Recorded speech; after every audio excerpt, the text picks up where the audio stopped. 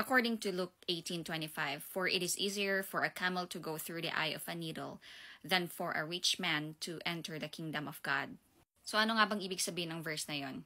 Isa to sa mga parable ni Jesus, which is the rich ruler and the kingdom of God. So basahin ko sa inyo yung parable na to. Sabi niya dito, "Good teacher, what must I do to inherit eternal life?" So, tinanong nitong rich ruler si Jesus kung paano daw siya magkakameron ng eternal life.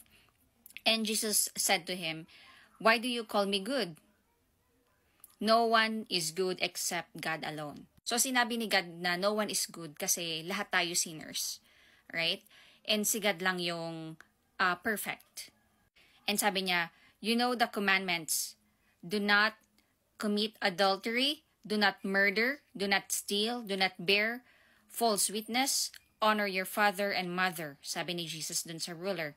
And sabi ng ruler, "All these I have kept from my youth." When Jesus heard this, sabi niya, "One thing you still lack," sabi niya, "Sell all that you have and distribute to the poor, and you will have the treasure in heaven, and come follow me." But when he heard this, nung narinig daw yun ng ruler, sabi niya, he became very sad, for he was extremely rich. Jesus, seeing that he had become sad, said, "How difficult it is for those who have wealth to enter the kingdom of God. For it is easier for a camel to go through the eye of a needle than for a rich person to enter the kingdom of God." So ang turo sa mga rabbis before is that pag mayaman ka, you are blessed and you are favored by God. And pag mayaman ka, ikaw yung mas may chance makapunta ng heaven. Pero dinistroy ni Jesus yung notion na yon. Kasi tingin nila, ma-earn nila yung pagpunta nila sa heaven, ng wealth nila or good deeds nila.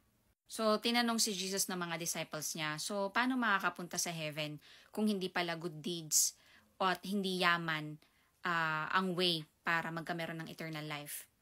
And paano na lang daw yung mga mahihirap? Paano na lang daw sila makakapunta ng heaven?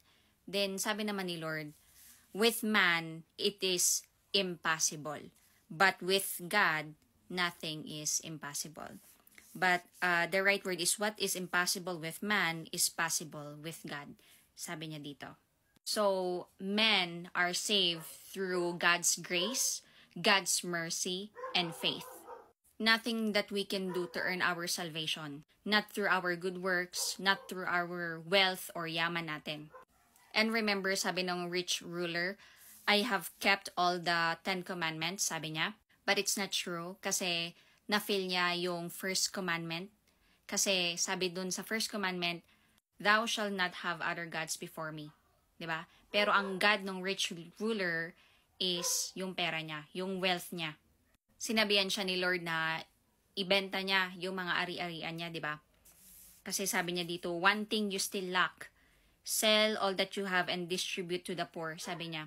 Pero nalungkot yung rich ruler kasi hindi niya kayang ibenta or ipamigay yung wealth niya para i-follow niya si Jesus.